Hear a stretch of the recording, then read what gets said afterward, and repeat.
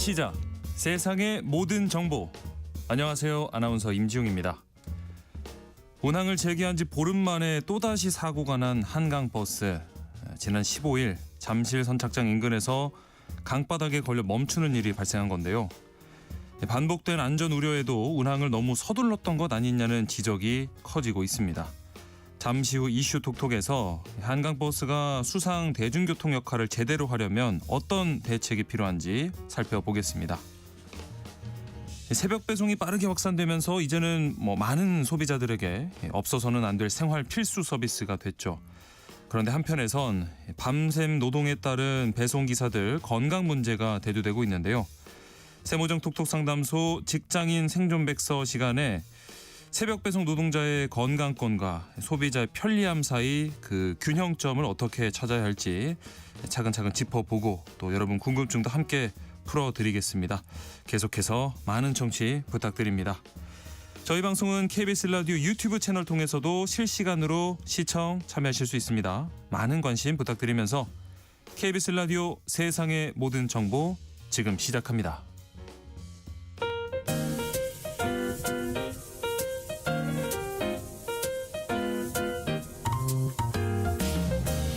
수요일엔 생활 밀착형 경제 뉴스를 전해드립니다. 하프타임 뉴스. 먼저 이 시각 주식시장 상황부터 살펴보겠습니다. 최주연 시황캐스터 연결돼 있습니다. 안녕하세요. 네, 안녕하세요. 코스피 지수가 어제 4,000선이 붕괴됐고요. 오늘 장 초반엔 또 3,900선도 무너졌었습니다. 현재 장 분위기 어떤지 전해주시죠. 네, 코스피가 장 초반에는 3,900선 아래로까지 떨어졌었는데요. 개인과 기관 투자자의 저가 매수세에 힘입어서 점점 낙폭을 만회하더니 현재는 이제 약보합권에서 움직이고 있습니다. 네. 다만 AR 거품 우려가 계속되고 있고 내일 엔비디아 실적 발표를 앞둔 경계감에 양전하는 데는 좀 어려움을 겪고 있습니다. 지금 지수 흐름 살펴보면 코스피는 0.29% 빠지면서 3,942선 지나가고 있습니다. 그러면 수급 상황도 보시면 조금 전에 얘기했던 대로 오늘은 개인과 기관이 시장을 밀어올리고 있습니다.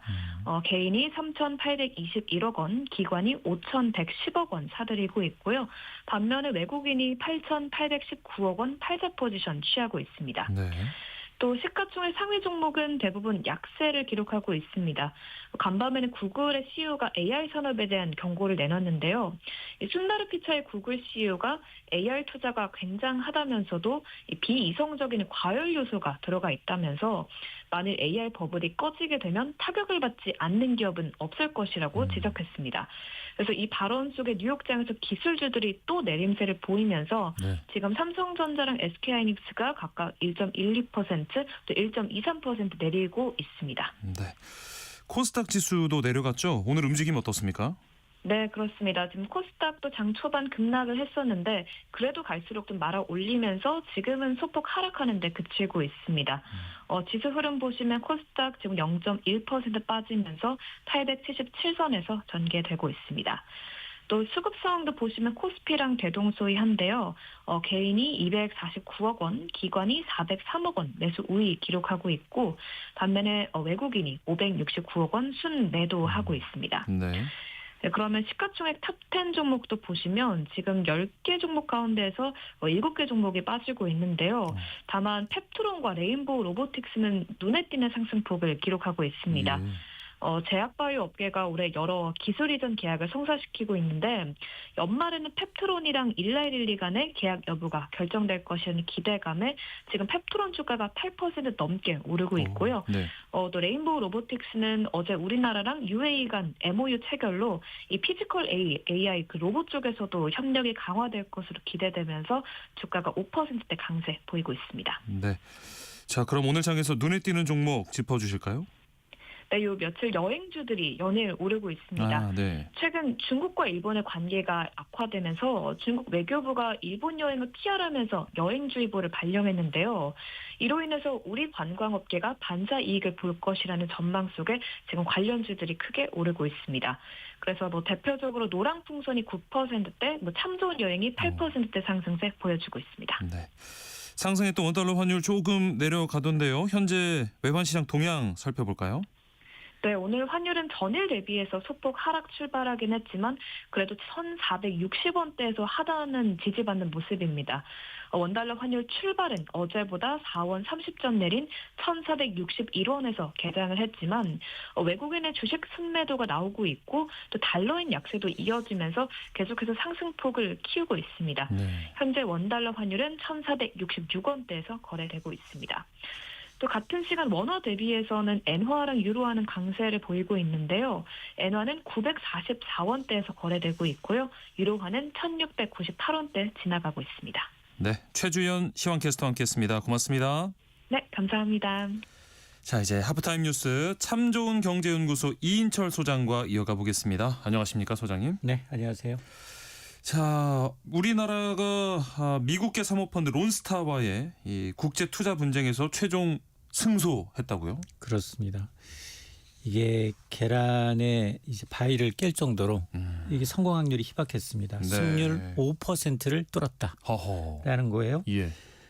미국의 사모펀드 론스타와 이제 뭐 10여 년에 걸친 분쟁이 대한민국의 완승으로 끝이 났습니다. 예. 사실 이 사건 거슬러 올라가게 되면 IMF 때예요. 아이고, 네. 론스타가 지난 2003년 이 부실한 외환은행을 1조 4천억 원에 사들였습니다. 네. 그러면서 2012년에 이 하나은행에 매각을 하면서 그동안 뭐 배당을 포함하면 약 4조 7천억 원 가량 넘는 차익을 챙겼어요. 네. 근데 이것도 부족하다. 아하. 우리 정부의 부당한 개입으로 더 비싼 값에 팔 기회를 놓쳤다라면서 국제 소송을 제기한 겁니다. 네. 그래서 사실은 이제 1심에 해당하는 중재판정부는 론스타의 손을 일부 들어줬어요. 예. 여기서는 론스타가 요구했던 2022년에 6조 원대 배상금 가운데 4.6%에 해당하는 2,800억 원 가량은 우리 정부가 배상하라라고 판단을 한 겁니다. 네. 근데 우리 정부가 또 이 판정에 이의를 제기했고 3년간의 추가 심리 끝에 한국이 최종 승소하게 됐는데 최종 판결에서 뭐라고 얘기했느냐. 론스타가 절차를 위반했고 그리고 중재판정부도 권한을 넘어서서 판정 이유 자체가 부실하다라고 이제 판결한 건데요. 네. 자, 이번 판결로 인해서 배상금, 원금, 이자 포함해서 4천억 원 상당의 배상금 책임은 모두 사라졌습니다. 네. 여기다 오히려 이제 우리가 그동안 쓴 소송 비용 한 그렇죠. 73억 원 정도는 네. 30일 안에 론스타가 우리 정부한테 지급을 해야 합니다.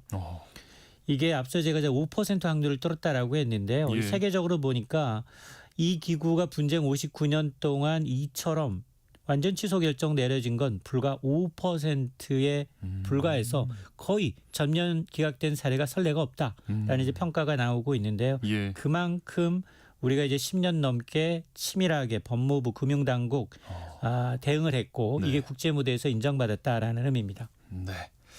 자, 다음은 부동산 소식 살펴보겠습니다. 전국의 민간 아파트 분양가가 처음으로 3.3제곱미터당, 그러니까 평당 평균 2천만 원을 넘겼고요. 서울은 특히 4,700만 원대까지 올랐다고 하네요. 그렇습니다. 예. 이게 주택도시보증공사 지난달 기준입니다. 전국의 민간 아파트 가격 3.3제곱미터 평당 가격은 2천만 6천 원. 처음으로 2천만 원 넘어졌고요. 네. 서울 평균 분양가는 4,703만 원입니다. 우리가 주로 이제 국민평형이라고 하잖아요. 네. 네. 그러면 34평형을 분양받으려면 전국적으로는 얼마? 한 6억 8천만 원? 허허. 7억 가까이 있어야 된다는 얘기고 네. 서울은 거의 뭐 15억, 16억, 17억 정도 있어야 된다는 얘기거든요. 평균이요. 네. 맞습니다. 분양가가 뭐 뛰는 이유는 여러 가지입니다. 공사비 많이 올랐고요. 토지비도 올랐습니다. 여기다가 이제 고분양가에 대한 규제 완화도 영향을 미치고 있는데요. 이 토지주택공사가 이제 분양가 심사 기준을 완화하면서 건설사들이 조금 자체적으로 이전보다는 좀 높은 가격 책정이 가능해졌고 예. 이 분양가 상한제가 일부 좀 느슨해진 것도 결국 분양가격 급등으로 이어지고 있습니다. 네. 자, 또 오르고 있는 게 기름값입니다. 서울 휘발유 가격이 9개월여 만에 1,800원대를 돌파했습니다. 왜 이렇게 오르는 거죠? 그렇습니다. 정말로 실감하실 거예요. 요 며칠 사이에 굉장히 많이 맞아요. 올랐어요. 네. 휘발유 가격이 지금 9개월여 만에 리터당 이제 서울은 1,800원을 넘어섰고요. 네. 전국 평균 휘발유 가격도 리터당 1,730원을 웃돌고 있는 상황인데 기름값이 뛰어오르는 크게 세 가지입니다. 네. 일단 국제 유가가 소폭이긴 하지만 좀 오르곤 있습니다. 네. 최근에 중동 리스크, 미국의 원유 재고 감소와 맞물리면서 국제 석유 제품 가격이 3주 연속 오른 것도 있지만 문제는 석유를 원화 갖고 주고 사오진 않거든요. 네, 네. 달러 주고 사와야 되는데 그렇죠. 환율이 너무 빠르게 오르고 있거든요. 예. 그러니까 같은 양의 기름을 사더라도 비용이 더 들 수밖에 없는 구조고 네. 또 하나 이유가 있습니다. 이달부터 유류세 인하폭이 축소가 됐습니다. 아하, 그렇죠. 휘발유의 기존에 이제 유류세 10% 정도 깎아줬다면 7%로 낮아졌고요. 네. 경유와 LPG 부탄가스는 15%에서 10%로 조정되다 보니 지금 기름값이 오르고 있는데 문제는 뭐냐? 국제 유가보다 환율 변동성이 더 커지고 있거든요. 아하, 네. 이러면 국제 유가가 가만히 있어도 네. 환율이 뛰면 같이 유가는 더 오르는 거죠. 오를 수밖에 없는 구조입니다. 그리고 또 오르는 게요. 예. 국민 간식, 국민 배달 메뉴 치킨 가격이 또 오르나 봅니다. 서울의 일부 치킨 매장에서 배달앱 기준 순살 메뉴 가격이 2,000원씩 올랐다고 하는데 이건 또 어떤 이유로 이렇게 오르는 걸까요? 그렇습니다. 서울의 일부 이제 K 매장, K 치킨 매장의 이제 배달앱을 통한 겁니다. 네. 순살 메뉴 가격이 이제 2,000원 인상되다 보니까 기존에 23,000원이었는데 한 마리 배달시키면 25,000원은 줘야 합니다. 하하. 이게 매장은 아니에요. 네. 배달앱 전용 가격이 2,000원 인상됐기 때문에 이게 이중 가격을 책정하고 있다는 겁니다. 네. 서울 일부 지역으로 제한하고 있지만 조만간 서울 전역으로 확산될 가능성이 높아 보이고요. 이렇게 가격이 오르는 이유는 뻔합니다. 원자재 비용 증가했고 네. 배달앱 수수료 부담이 좀 커졌다라는 얘기인데요. 물론 사측에서는 이제 발을 빼고 있어요. 본사에서 가격 결정할 수는 있지만 네. 얼마 올려라라는 식의 통제는 할 수 없다. 그래서 이번 사안은 단순히 이제 치킨값 문제를 넘어서 프랜차이즈, 본사, 점주, 배달 플랫폼 이 비용 부담을 좀 누구한테 전가할 것이냐. 이 누적된 구조적인 문제가 드러난 사례입니다. 네. 7320님도 예전에 스포츠 경기를 보든 뭐라든 편하게 치킨 시켜 먹자고 얘기를 했는데 요즘에는 그런 말하기 어렵다고 하시거든요. 사실 25,000원이면 이제 웬만한 뷔페 가격이랑 좀 비교할 정도로 많이 맞습니다. 올랐습니다. 자, 저희가 지난번 하프타임에 배추 가격 내렸다 전해드린 바 있습니다. 이번에 드디어 좀 내린 소식이네요. 맞습니다. 올해 김장 비용이 지난해보다 줄어든 걸로 조사됐다고요? 맞습니다. 지난해보다 이제 김장 비용 한 5.6%가량 줄어든 것으로 조사가 됐습니다. 네. 그동안 이제 배추 무가격 많이 올랐다라는 식 전해드렸습니다만 실제 이제 체감 비용이 낮아진 이유가 뭐냐? 첫 번째가 정부와 유통업체가 대규모 할인 지원을 하고 있습니다. 예. 올해에도 역대 최대 규모로 이제 김장 할인 사업이 진행이 되면서 배추, 무, 핵심 재료 소매 가격이 크게 좀 낮아졌고요. 도매 가격은 이제 작황부진으로 조금 올랐지만 소비자 가격 할인 효과가 좀 있어서 체감적으로 좀 보면 실제 배추 소매 가격은 지난해보다 한 10% 정도, 무 가격은 한 24%나 저렴해졌다고 합니다. 네. 두 번째가 이제 부재료 가격도 하락도 한 몫을 하고 있는데요. 예. 김치에 배 같은 거 들어갑니다. 배 시원하게. 네, 시원하게 배 들어가죠. 새우젓 들어갑니다. 소금값 적게는 8% 많게는 한 20% 이상 떨어져서 이런 것도 이제 평년 대비 김장 비용을 끌어내리는데 한 몫을 하고 있고 네. 특히나 이제 이달 하순 11월 하순 되게 되면 고냉지 배추 또 남부 지역 배추까지 출하량이 늘어나다 보니까 도매 가격이 다소나마 좀 안정되지 않겠느냐라는 건데요. 다 오른다 그랬잖아요. 네. 물가 다 오릅니다라고 했는데 네. 그나마 김장 비용 걱정은 이번에는 조금은 좀 덜 수 있을 것으로 보입니다. 네. 자, 이어서 이번에는 가상화폐 시장 소식인데 가상화폐 시가총액 1위인 비트코인이 7개월 만에 처음으로 9만 달러 선이 또 무너지기도 했어요. 맞습니다. 가상화폐는 또 왜 떨어지는 걸까요? 이게 그동안 우리가 에브리싱 랠리 네. 모든 자산이 다 오릅니다라고 했거든요. 그렇죠. 비트코인도 한 연초 대비 30%까지 올랐었어요. 예. 그런 비트코인이 가장 먼저 꼬꾸라지고 있는데요. 네. 지금 어제 이제 8만 9천 달러까지 거래가 되다가 지금은 9만 2천 달러대로 소폭 반등을 하고 있는데 네. 어쨌든 비트코인 가격이 9만 달러 아래로 내려간 건 7개월 만입니다. 예. 올해 상승분은 이미 반납을 하고 있는데요. 지금 고점 대비 한 25%가량 빠졌습니다. 오, 네. 급락한 배경은 이 거시경제에 대한 불확실성, 특히나 미국의 금리 인하가 지연될 것이다. 그러다 보면 달러가 강세를 보이고 있습니다. 예. 그동안 에브리스 랭리의 전제가 뭐였냐? 달러가 약세이니까 아하, 그렇죠. 가상자산도 뛰고 금값도 뛰고 주식, 부동산 다 뛰었는데 네. 달러가 오히려 반대로 강세로 가니 시장에서 가장 먼저 이제 지금 이 가상자산이 지금 흔들리고 있는데 네. 이 외에도 보면 시총 2위인 이제 이더리움이라는 이 코인의 경우에는 해킹을 당했습니다. 예. 1억 달러 가량의 자산이 유출되다 보니까 신뢰가 흔들렸고요. 가장 큰 이유는 뭐냐? 이른바 이제 이 굉장히 큰 손들, 고래 투자자라고 하는데 네. 이런 분들이 오히려 현금화에 나서다 보니까 추가 하락을 좀 부추기고 있는 상황인데요. 네. 물론 뭐 트럼프 행정부의 친가상자산 기조가 뭐 바뀐 건 없습니다. 네. 그럼에도 불구하고 지금 이런 금리라든가 정책의 방향성이 좀 명확하기 전까지는 단기적으로 변동성은 좀 커질 수 있기 때문에 대비를 해야 합니다. 네. 끝으로 연말 소비 트렌드 소식인데요. 연말 다가오면서 이 케이크 많이들 사실 텐데 케이크 시장에서도 양극화 현상이 뚜렷해지고 있습니다. 4,000원대부터 50만 원이 넘는 초고가 케이크까지 등장했어요. 맞습니다. 편의점에서는 4,000원대 미니 케이크가 등장을 했어요. 네. 그런데 이 5성급 호텔에서는 50만 원이 넘는 케이크가 50만 원이에요. 네. 50만 원이 넘는 케이크가 동시에 등장을 한 겁니다. 네. 100배 넘게 차이가 나고 있죠, 가격이. 그러네요.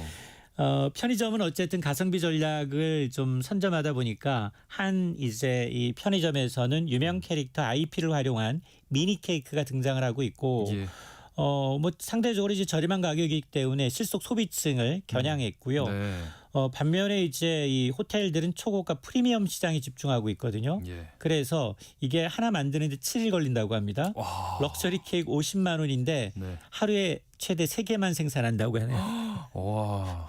그래서 최고급 소비층을 겨냥했다라고 하는데 네. 이거 아마 불티나서 잘 못 살 거예요. 그러니까 아마 구경하기도 쉽지 않을 것 같은데. 거예요. 그래서 막 SNS 홍보용이다. 네. 나 이거 먹어봤다. 나 이거 사봤다. 이런 이제 심리가 좀 심리를 파고든 게 아니냐라는 건데 어쨌든 케이크 시장이 양극화는 뭐 어제 오늘 날은 얘기는 아닌데 네. 그럼에도 불구하고 100배 차이는 좀 심했잖아요. 그러니까요. 네. 어쨌든 고물가 시대의 소비 양극화였던 축소판이 아닌가라는 생각이 듭니다. 10명이 모여서 케이크 하나 이렇게 사서 한 조각씩 나눠도 한 조각에 5만 원씩이네요. 다 못 먹어요, 여러분. 자, 하프타임 뉴스 오늘 여기까지 하겠습니다. 참 좋은 경제연구소 이인철 소장과 함께했습니다. 고맙습니다. 네, 고맙습니다.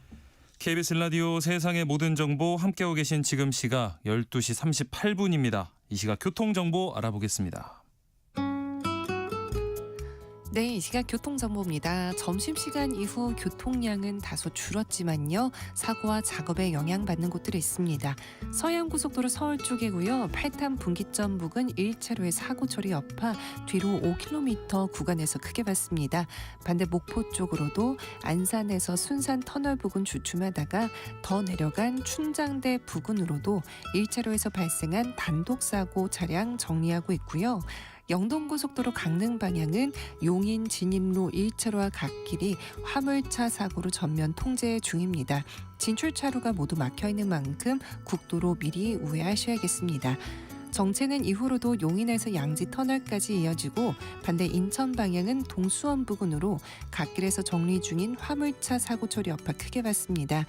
한편 서울시내 공항 쪽 올림픽대로 차량 전도 사고 발생했는데요. 동호대교 부근으로 한때 3, 4차로 2개 차로 막혀 있었습니다. 지금은 4차로에서 사고 정리하고 있습니다. KBS 교통정보센터에서 공인이었습니다.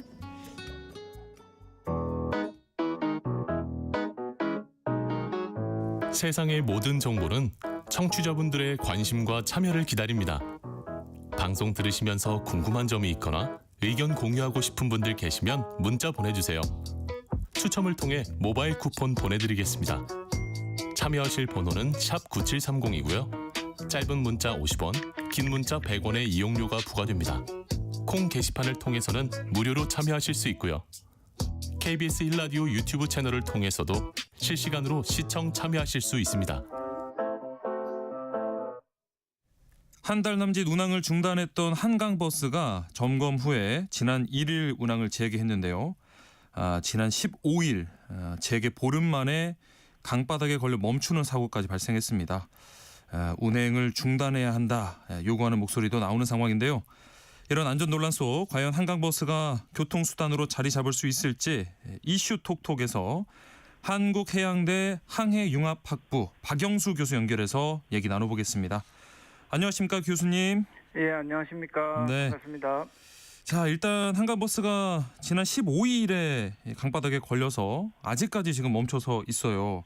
이번 사고 어떻게 보셨을까요? 예, 일단은 조금 안타깝게 생각합니다. 하지만 시간 좀 가지고 운항 준비를 조금 더 철저하게 했다면 조금 사고가 방지할 수도 있지 않았을까 생각해봤습니다. 저희들 통상 선박 관련 사고는 선박 자체가 이제 결함이 있다든지 또는 운항자가 실수했다든지 또는 이제 교통 환경이 이제 불안비해서 이제 사고가 이제 발생을 하거든요. 네. 거꾸로 이야기하면 이 세 가지 요소가 미리 잘 구비되어 있으면 사고 좀 예방할 수 있습니다. 네. 예, 그래서 뭐 이번에 이야기되고 있는 표시등의 결함이라는 것도 표시등 자체가 항해 안전을 위한 보조 장비이지 이것이 안전 항해를 담보하기 위한 절대 요소가 아니거든요. 예. 그래서 뭐 15일 사고는 한강버스의 안전 운항을 위한 교통 환경에 대한 좀 불안비에서 나왔지 않았을까 조심스럽게 생각해 봅니다. 네. 이렇게 한번 멈추면 이 선박이 다시 움직이는 게 쉽지 않은가 봐요. 예, 뭐 꼭 그런 것은 아닌데요. 예. 뭐 다시 움직이려고 하면 이제 두 가지 방법이 좀 있습니다. 이제 네. 먼저 좀 선행돼야 될 부분이 확인해야 되는 부분이 네. 강바닥이 이제 어떤 성질인지를 조금 알아야 됩니다. 이제 강바닥이 모래나 진흙이라면 이제 물이 들어오면 수위가 이제 상승하게 되고 네. 그렇게 되면 강바닥에 얹혀 있던 한강버스 선체가 이제 자동으로 이제 뜨거든요. 떠오르겠죠. 네. 예. 그래서 이제 움직일 수 있는 방법이 하나 있고요. 예. 그다음에 이것이 안 되면 이제 물리적으로 이제 다른 도움을 받을 수 있는 선박, 뭐 예선이라는 이야기가 요즘에 나오지 않습니까? 네. 또는 이제 부유체 등을 통해서 강제 부상을 시켜서 이제 움직여야 되는 그런 상황입니다. 네. 그런데 이제 물밑 상황이니까 잘 모르잖아요, 저희들이. 예. 그래서 잠수부 등을 통해서 이제 그 상황을 잘 살피고, 그래서 이제 대응을 해야 하고, 네. 또한 수위가 이제 상승하는 정도가 어느 정도인지를 잘 살펴야 이제 이게 자동으로 이제 떠오를지 안 떠오를지를 이제 판단을 해야 되는 부분이 하나 더 있습니다. 네. 그리고 이제 떠올라서 이제 이제 뭐 배를 이제 다시 운항을 이제 한다고 하더라도 이 선박은 선체 밑바닥도 한번 손상이 있는지는 그렇죠, 확인을 그렇죠. 해볼 필요가 반드시 있습니다. 네. 지금 그런데 한강버스가 지난 2월 이후에 뭐 강바닥이나 이물질에 이렇게 닿았다는 보고가 15차례나 있었다고 하더라고요. 그만큼 예. 그동안 뭐 항로 이탈이 많았던 건지요? 아니면 한강의 어떤 특수한 성격 때문이었을까요? 이건 두 가지가 좀 있다고 좀 보이는데요. 네. 일단 뭐 한강의 특성도 있지만 선박의 이제 항해 특성이 있거든요. 예. 우리가 이제 흔히 알고 있는 배가 이제 똑바로 간다고 이제 생각하지만 네. 위에서 좀 보면 뱃머리가 왔다 갔다 하면서 조금 비스듬하게 때로는 이제 바람이나 조류나 이런 영향에 의해서 많이 비스듬하게 갑니다. 예. 그래서 이제 항로 이탈이라는 용어가 이제 맞는지는 모르겠지만 저희들이 이제 통상 항로라고 이제 하면 하나의 선이 아니고요. 다소의 폭을 좀 가지고 있는 것이 이제 타당하다고 이제 보입니다. 네. 예, 그다음에 이제 한강의 특성을 조금 보면 굴곡부가 조금 있지 않습니까? 네. 예, 그다음에 중간에 섬등이 또 있어서 그렇죠. 그 강바닥에 아마 퇴적이 많이 발생할 걸로 보입니다. 그래서 네. 이제 수심이 얕은 구역이 많이 존재할 것으로 이제 보이거든요. 네. 예, 그런 것 때문에 이제 그 선박의 특성도 있고, 그다음에 통항로라고 이제 이야기하지만 조금 이탈하게 되면 강바닥에 퇴적된 상황에 따라서 수심이 얕은 곳 위를 항해할 수 있지 않겠습니까? 그래서 한 15차례나 사고가 있었다고 하는데 조금 많았네요, 보니까. 네.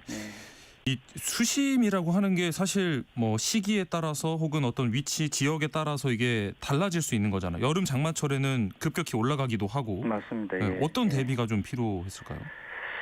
예, 뭐 요즘이 그 한강 갈수기라는 표현을 하더라고요. 네. 그래서 보통 이제 한강의 수심 차이가 뭐 조수 현상도 있고 여러 가지 영향에 의해서 통상 한 1에서 한 1.5m 정도가 차이가 있다고 합니다. 예. 조금 전에 이제 아나운서님께서 말씀하신 그 여름철에 이제 네네네. 백중사려라고 할 때 그 차이가 가장 크고요. 그렇죠. 그래서 이제 우리가 이제 좀 주의해야 할 것은 선박이 항해할 때 사용하는 수심 자체가 우리나라에서는 조속이 가장 낮을 때를 이제 사용하거든요. 네. 그래서 그 해수면이 거의 이하로는 거의 떨어지지 않는 것을 뭐 가장 낮은 수심으로 저희들이 사용합니다. 근데 그런 측면에서 보면 특히 한강의 이제 잠실 부분, 그다음에 여의도 근처도 조금 수심이 한 5m 미만이 조금 있는 걸로 알고 있습니다. 네, 그래서 이제 그 네. 근처에서는 수심이 얕은 곳이 많기 때문에 예, 측심을 정확하게 조금 해야 되고 그 측심된 부분을 이제 조금 이제 다른 사람들도 좀 잘 알 수 있게 공포도 좀 하고 예, 예. 그다음에 한강버스를 위한 적정한 수심 유지를 위해서 이제 준솔도 하고 유지 관리가 반드시 좀 필요할 걸로 보입니다. 말씀 들으면서 약간 불안한 부분이 그러면 뭐 여의도 근처도 말씀해 주셨고 수심이 이렇게 좀 얕은 곳을 운항할 때는 이번과 같은 멈춤 사고나 뭐 그 이상의 사고도 또 발생할 수 있다는 말씀이실까요? 예, 아까 제가 그 선박의 특성을 조금 말씀을 좀 드렸는데 네. 이제 바람이나 조류나 뭐 이런 물의 흐름에 따라서 이제 배가 조금 이제 왔다 갔다 하기 비스듬하게. 때문에 네. 예. 그래서 수심이 얕은 곳은 대부분 또 굴곡부이고 네. 그래서 이제 그 조금 그 이번처럼 수심이 얕은 곳을 운항할 때 조금 이렇게 이제 얹히는 경우들이 조금 발생할 수는 있습니다. 제가 조금 전에 이제 말씀드렸듯이 네. 그 얕은 수심을 잘 이제 관리를 해줘야 예. 이런 이제 사고가 이제 없을 걸로 좀 보입니다. 최근에 이제 날씨가 급격히 좀 추워지면서 겨울철 결빙도 또 걱정이 되는데요. 이럴 때 한강버스 정상 운행이 가능할까요? 그래서 저도 이제 좀 자료를 찾아보니까 예전보다는 한강에 어느 날짜가 뭐 조금 날수는 줄었다고 제가 조금 듣기는 했습니다만 예. 그 이제 그게 이제 얼음 두께가 어느 정도 되는지에 따라서 조금 다를 것이고 네. 그다음에 한강 전체가 이제 어는 게 아니고 이제 군데군데 얼 수도 있잖아요. 네네. 그래서 이제 겨울철에 얼음이 오는 시기에는 한강버스 정상 운행이 조금 어렵지 않을까 이렇게 조심스럽게 좀 생각합니다. 왜냐하면 조금 전에 말씀드렸듯이 얼음의 두께도 있지만 네. 얼음이 깨져가지고 선체를 이제 칠 수도 있거든요. 그렇죠. 예, 그렇게 되면 선체의 외부 갑판에 손상을 주기도 하고, 그럼 이제 앞으로 나아가는 것은 이제 말할 것도 없지만, 네. 선체에 이제 손상을 주어서 자칫 그게 이제 물이 들어온다든지 해서 큰 사고로 이어질 가능성도 있어 보입니다. 네, 이런 결빙에 대한 대비가 얼마나 돼 있는지 또 궁금하네요. 예. 그리고 한강은 다리도 17개나 있는데 네. 이 운행할 때 이 부분도 영향을 미칠 것 같아요. 예, 맞습니다. 그게 이제 다리 밑을 항해할 때 이제 빨리 간다든지 아니면 다리 밑에는 이제 물의 흐름이 조금 다르거든요. 네, 네. 그래서 아까 제가 이제 배가 조금 그 왔다 갔다. 비스듬하게 예. 이제 왔다 갔다 조금 한다고 이제 말씀드렸지 않습니까? 네. 이제 그런 물의 흐름에 따라서 이제 조금 더 비스듬하게 이제 항해도 할 수도 있고, 그래서 이제 조금 그 교량의 폭도 조금 봐야 되는데 폭이 조금 좁은 데가 한 몇 군데 있는 걸로 조금 보이기는 합니다. 예. 그래서 이제 뭐 속력을 다운시켜서 간다든지 뭐 이렇게 해서 이제 조금 안전대책을 마련은 하고 있는 것으로 이렇게 좀 보이기는 합니다. 네. 네. 우리 한강버스 같은 경우에 런던에 이 템즈강 리버버스를 벤치마킹한 걸로 알고 있는데 템즈강에 있는 이 리버버스는 이런 문제가 없는지 좀 궁금해요. 사실 한강이 훨씬 더 폭도 넓어서 더 거대하다고 들었는데 왜 이런 문제가 생기는 걸까요? 예, 저도 뭐 한강버스를 영국의 템즈강 벤치마킹 하였다고 이제 들었는데요. 네. 우리 한강은 그 말씀하셨던 것처럼 영국의 템즈강보다 강폭이 한 2배 정도 더 넓다고 이야기를 합니다. 예. 그다음에 이제 그 영국의 템즈강을 보면 엄청나게 이렇게 꾸불꾸불하거든요. 네, 네. 그런데 이제 한강은 거기에 비하면 엄청난 굴곡부가 존재하지 않습니다. 네. 그다음에 이제 열악한 퇴적 퇴적 현상이 있을 수 있는 수역을 제외하고는 수심 면에서도 보면 음. 템저강도 수심이 되게 낮아요. 네네. 예, 그래서 이제 우리 한강의 선박 환경 면에서는 그렇게 나쁘지 않다고 좀 보입니다. 그러니까요. 대신 이제 템저강의 경우에도 1989년도에 이제 충돌 사고가 템저강에서 한번 있었어요. 예. 그래서 뭐 51명이 이제 그 다친 경우가 조금 있었는데 최근에는 이제 그런 안전 운항에 대한 이제 큰 사고가 좀 없습니다. 왜냐하면 템저강의 경우에는 웹페이지를 통해서 이제 공포된 수심을 언제든지 사람들이 좀 볼 수도 있고 네. 다른 안전 관리 자체가 철저하게 좀 되어 있습니다. 예. 그래서 이제 벤치마킹 좋은데 이런 안전관리 부분도 조금 벤치마킹 해가지고 네. 한강 특성에 맞는 안전관리 규정 마련이 반드시 좀 필요할 것 같고요. 네네. 예, 이런 것들은 뭐 전문가들이 많이 이야기는 하지만 여기서 조금 잘 그 채용을 좀 해주면 좀 안전하게 좀 운항을 할 수 있지 않을까 이런 생각이 좀 듭니다. 네. 그런데 이 배 운전하시는 선장님들 말씀 들으면 뭐 이런 부표 충돌하는 일도 좀 잦고 밑걸림 사고도 크게 심각한 건 아니다 이런 뭐 반응도 있던데요. 한강버스는 아무래도 교통수단을 목표로 하니까 좀 다른 차원에서 접근해야 할까요? 예, 요거는 조금 이제 우리 시민 100명 이상을 항상 태우고 이제 다니는 한강버스에서 이런 잦은 작은 사고가 심각한 것이 아니라고 생각하는 자체가 조금 이상하게 조금 들리거든요. 네.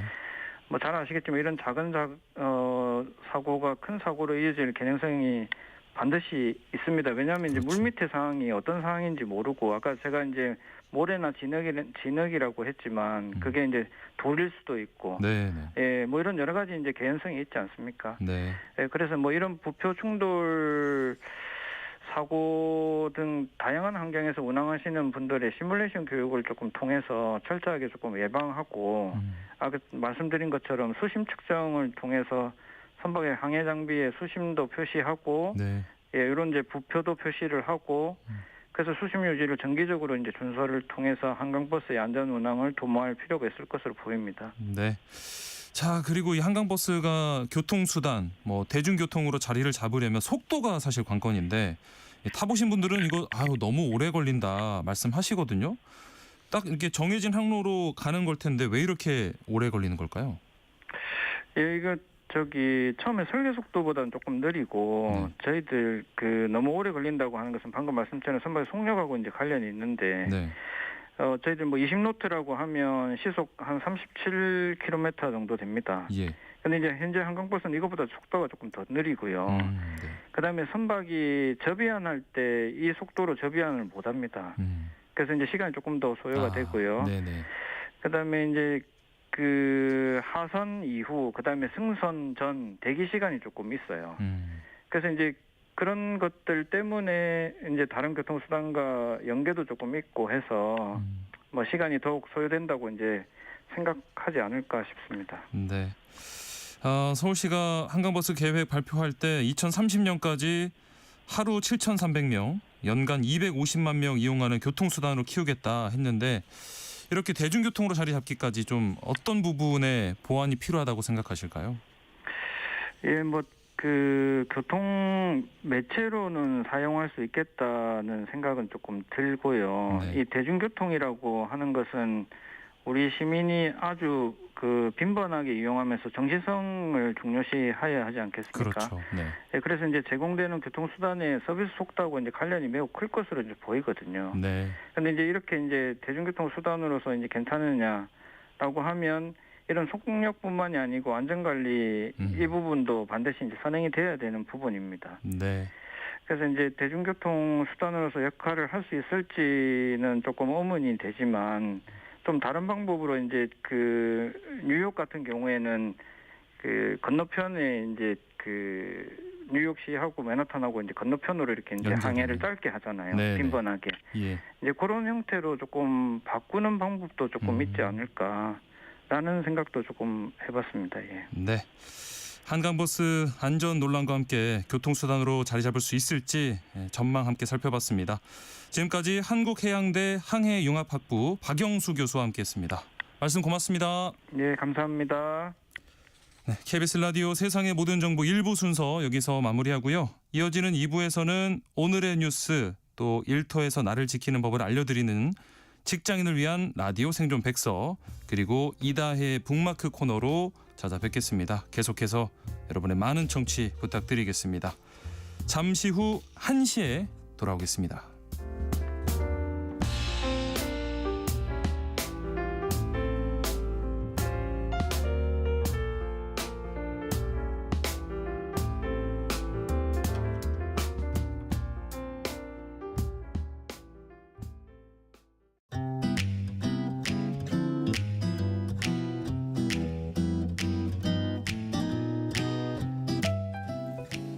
안녕하세요. 바른말, 고운말입니다.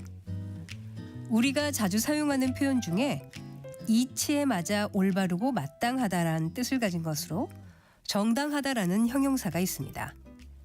정당한 대우를 요구하다, 재산을 정당하게 모으다와 같이 쓸 수 있는데 여기서 정당은 바를 정자에 마땅할 당자를 쓰고 반대말은 부당하답니다. 그런데 정당하다라는 형용사 중에는 다른 한자를 써서 사리에 맞다란 뜻을 가진 것이 있습니다. 이때는 머무를 정자를 쓰는데요. 대개 글의 내용이나 사람의 생각이 사리에 맞는다는 뜻으로 사용합니다. 또 사리에 맞는다는 것을 뜻하는 것으로 오를 가자를 쓰는 가당하다라는 표현도 있는데요. 이것은 대체로 사리에 맞다를 기본 의미로 하고 있습니다. 예를 들어 비리 사건으로 쫓겨났던 사람이 출마하겠다니 그게 가당한 일인가? 같이 말할 수 있죠. 그리고 가당하다에는 정도나 수준 따위가 비슷하게 맞다라는 뜻도 있습니다. 그분은 우리 같은 평범한 사람들에게는 가당하지 않은 덕이 높은 분입니다. 이렇게 표현할 수 있습니다. 참고로 가당하지 않다를 한 단어로 쓴 가당찮다란 표현은 도무지 사리에 맞지 않다를 뜻합니다. 그들의 요구는 너무 가당찮아서 합의하기가 어렵다. 그는 1시간이나 늦게 와서는 가당찮은 변명만 늘어놓는다처럼 말할 수 있겠습니다. 지금까지 바른말 고운말 아나운서 국혜정이었습니다.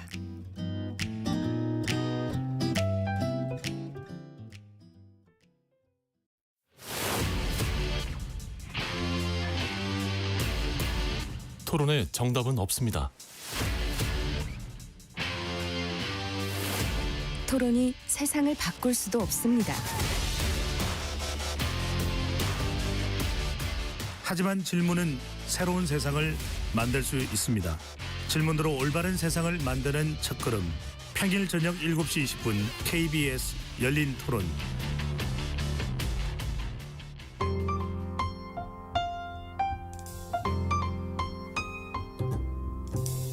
어떤 하루 보내고 계신가요? 눈코 뜰 새 없이 바쁘게 지나가는 한 주. 따뜻한 시선으로 하루를 마무리합니다. 당신을 위한 지식 쉼터.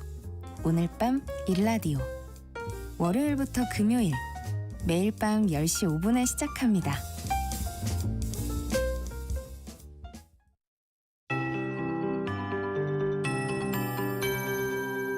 KBS 58분 날씨. 공기는 다소 차갑지만 가을 햇살은 따뜻합니다. 기온이 어제보다 조금 올랐고 찬바람도 잦아들었습니다. 오늘 예상 낮 최고 기온은 서울과 춘천 8도, 대전, 전주 9도, 부산 11도, 대구 12도 등으로 어제보다 1, 2도 정도 높겠는데요. 하지만 여전히 평년 기온을 조금 밑돌겠습니다. 오늘 대부분 지역이 대체로 맑겠지만 제주도는 약한 비구름의 영향으로 내일 새벽까지 5mm 미만의 비가 가끔 내리겠고요. 제주 산지에는 1cm 안팎의 눈이 내릴 전망입니다. 한편 지금 강원 영동과 경북 동해안에는 건조주의보가 발효 중입니다. 그 밖의 지역도 대기가 건조해지고 있어서 불조심하셔야겠습니다. 내일은 남부지방은 맑겠지만 중부지방은 대체로 흐린 가운데 오전까지 빗방울이 떨어지는 곳이 있겠습니다. 내일 아침 기온은 서울 2도, 대구 0도, 철원 영하 2도 등으로 오늘보다 조금 높겠고요. 낮 기온은 오늘보다 5도 안팎 오르면서 평년 기온을 회복하겠는데요. 일교차가 10도 이상 크게 벌어지는 곳이 많아 주의하셔야겠습니다. 주말 동안은 전국이 대체로 맑은 가운데 예년 이맘때 늦가을 기온을 보이겠고요. 다음 주 월요일에는 전국 대부분 지역에 비 소식이 있습니다. 현재 서울의 기온은 7.6도입니다. 송소진입니다.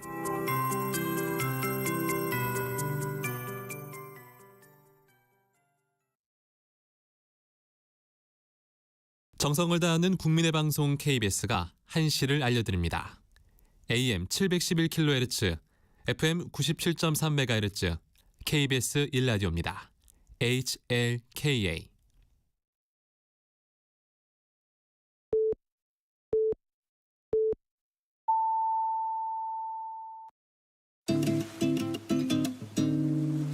나른한 오후를 책임질 영양 만점 지식 비타민. 세상의 모든 정보.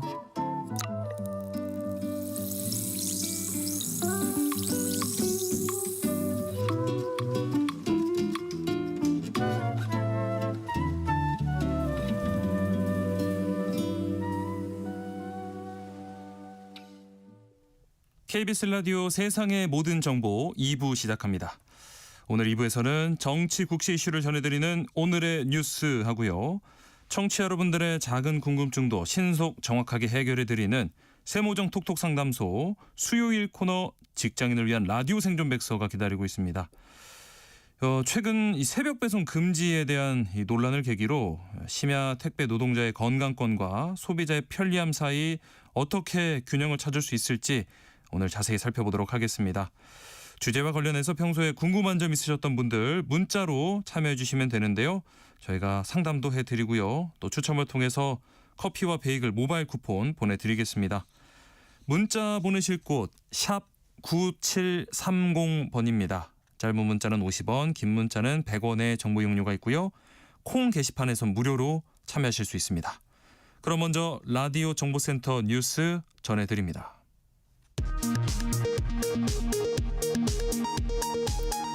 중동 아프리카 4개국 순방에 나선 이재명 대통령이 아랍에미리트를 국빈 방문해 인공지능과 원전기술 등 협력 강화 방안을 논의했습니다. 양국 정상은 다양한 분야 협력을 명시한 공동선언문을 채택하고 방위산업의 제3국 공동수출도 추진하기로 했습니다. 사흘째 장외 집회를 이어가고 있는 국민의힘은 남욱 변호사 소유의 건물을 찾아 대장동 범죄 수익 환수를 촉구했습니다. 민주당은 검찰이 대장동 사건 증거를 조작하고 피의자를 회유 협박한 사실이 확인됐다며 법무부에 감찰을 촉구했습니다. 김건희 특검팀이 처음으로 김건희 씨 재판 중계를 신청하면서 피고인석에 앉은 김 씨 모습이 또 공개됐습니다. 양평 공흥지구 특혜 의혹을 받는 김 씨의 오빠 김진우 씨는 구속 여부는 이르면 오늘 밤 결정됩니다. 전국의 고액 상습 체납자 1,621명의 인적사항이 행정안전부 누리집통을 통해 새로 공개됐습니다. 김건희 씨 어머니 최은순 씨는 과징금 25억 원을 체납해 지방행정제재, 부과금, 신규 체납자 중 체납액이 가장 많았습니다. 해킹 사고 처리 과정에서 서버를 폐기해 증거 은닉 의혹 등을 받고 있는 KT에 대해 경찰이 판교 사옥 등 3곳을 압수수색하며 강제 수사에 나섰습니다. 지금까지 라디오 정보센터 뉴스 정원나였습니다.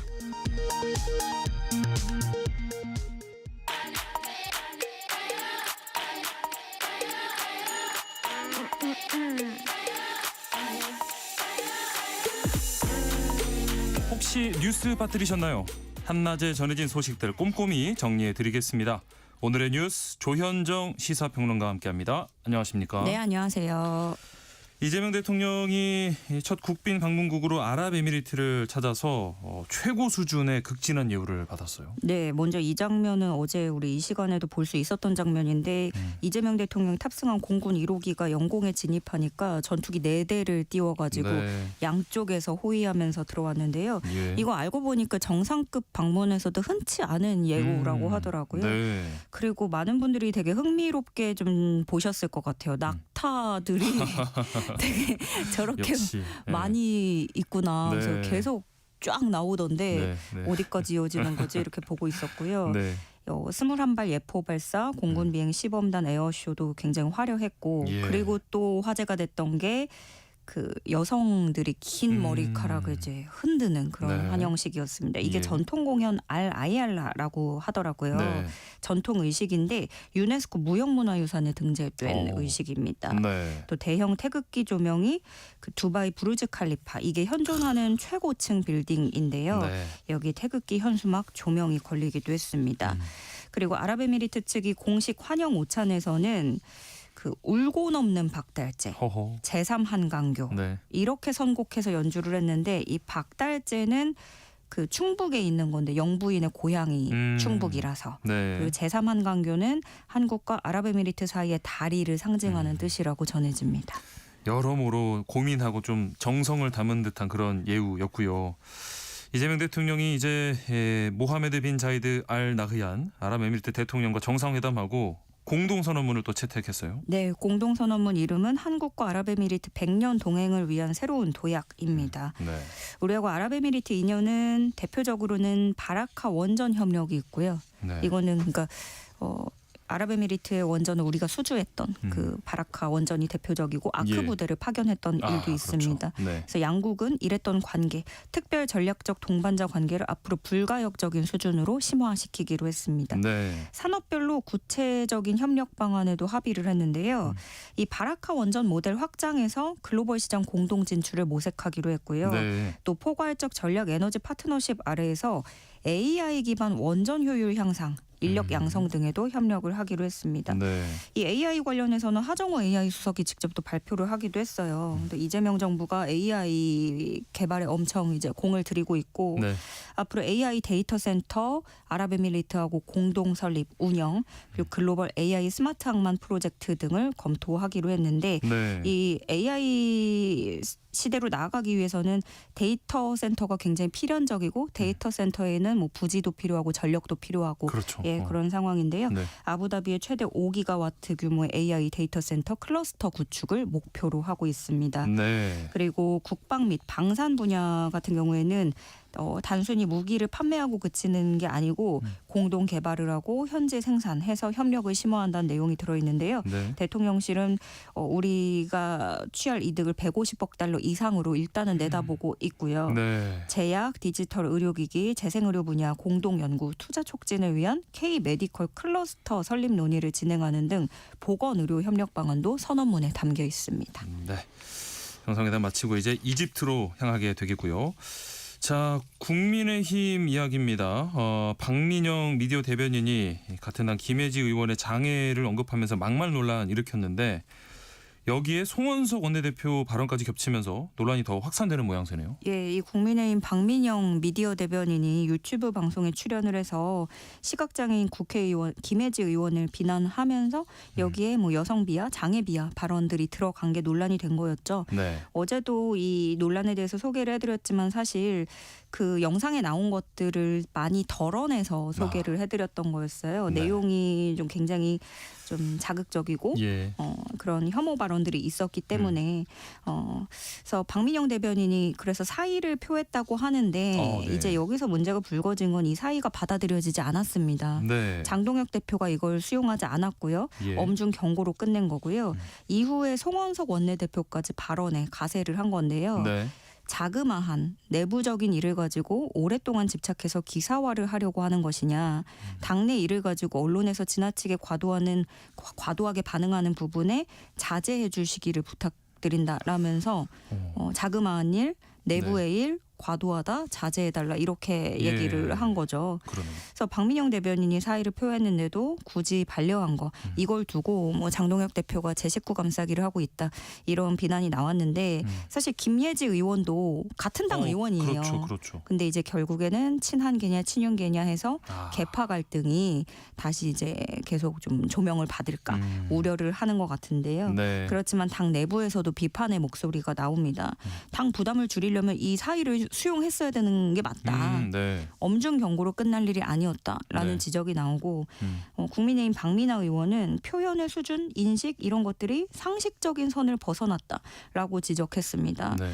또 익명으로 한 당내 한 의원은 내부 총질 프레임이 씌워질 수 있기 때문에 더는 이야기할 수 없는 것이다. 드러내고 지적할 수 없다는 거를 얘기를 하고 있는 거고요. 네.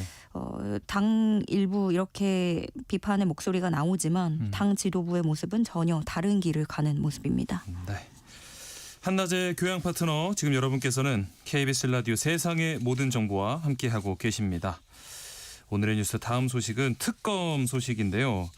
이 김건희 특검팀으로부터 다음 주 소환을 통보받은 윤석열 전 대통령 부부가 출석할 수 없다는 입장을 밝혔다고요? 네, 앞서 특검팀이 김건희 여사한테는 오는 24일에 출석하라고 했고 윤석열 전 대통령한테는 26일에 네. 피해자 신분으로 나와서 조사받으라고 요구를 했는데 이 김건희 여사 상대로 해서 매관 매직, 금품 수수 혐의를 조사할 계획이었고 네. 그러고 나서 윤 전 대통령에 대해서는 그럼 김건희 여사가 이런 일련의 관계들 명태균 씨로부터 그 여론조사 받고 한 그런 혐의의 공범으로 네. 왜냐하면 공직자로서의 어떤 그런 그렇죠. 공범으로 지목을 하고 들여다 본다는 거였는데 네. 윤 전 대통령 부부 각각 이 변호인단이 우편으로 특검팀에다가 불출석 사유서를 보냈다고 전해집니다. 네. 그래서 윤 전 대통령은 재판 일정 때문에 그렇다 하고 김건희 여사는 건강 악화 때문에 그렇다고 하고 각각 사유를 냈는데요. 네. 다만 다음 달 초에는 출석할 수 있다라는 입장으로 전해지고 있습니다. 예. 그런데 이 형사소송법에 따라서 법원은 증인이 정당한 사유 없이 출석하지 않을 때 과태료를 부과하고 구인영장을 발부할 수 있는데 과거에도 그랬거든요. 네네. 근데 재판부가 이번에도 구인영장을 집행할지 이거에도 주목이 되고 있습니다. 네. 자, 그리고 이 김건희 특검 소속의 수사관들이 사실 특검 사무실이라면 보안구역인데 이곳에 외부인을 데려오거나 또 술을 여기서 마시기도 한 걸로 확인됐다고요? 네, 이게 특검팀의 구설이 이렇게 종종 나오고 있는데요. 네. 지난달 김건희 특검팀 소속 수사관 A 씨는 특검 사무실이 있는 광화문 빌딩에 들어갔습니다. 네. 그 업무는 다 종료된 시간이어서 밤 9시쯤이었기 때문에 예. 네, 당시 A 씨가 수사관이죠. A 씨가 취한 상태로 와인 한 병을 들고 사무실 13층으로 향했고요. 보안요원에게 적발될 때까지 2시간가량 특검 사무실에서 술을 마셨던 것으로 KBS 취재 결과 확인됐습니다. 예. 그리고 이 13층으로 갔는데 이 A 수사관이 그 통일교 청탁 의혹 수사를 맡은 인물이거든요. 네. 그래서 13층 여기에 술을 가지고 들어갔던 게 핵심 보안 구역이에요. 네. 그리고 이 A 씨는 그래도 이 특검팀 소속 수사관인데 네.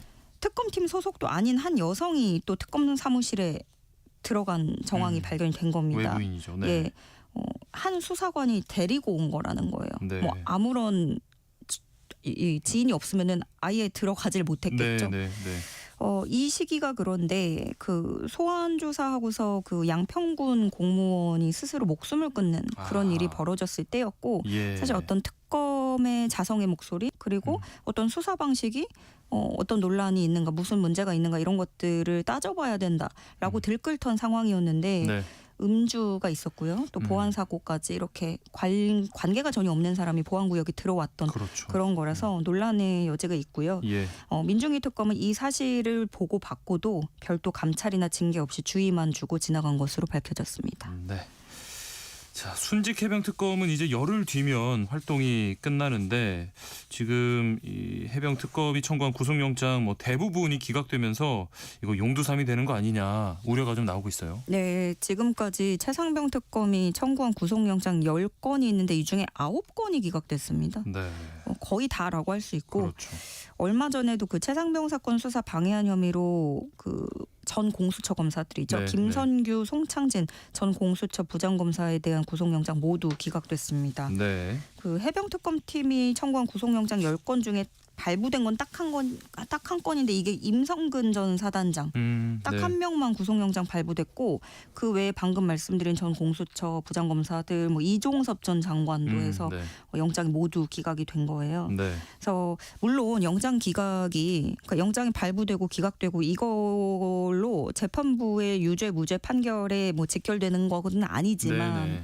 김건희 특검에 비해서도 월등히 지금 해병특검팀이 기각률이 높고요. 예. 일반 사건 영장 기각률하고 비교하면 4배나 높다는 점이 문제입니다. 네.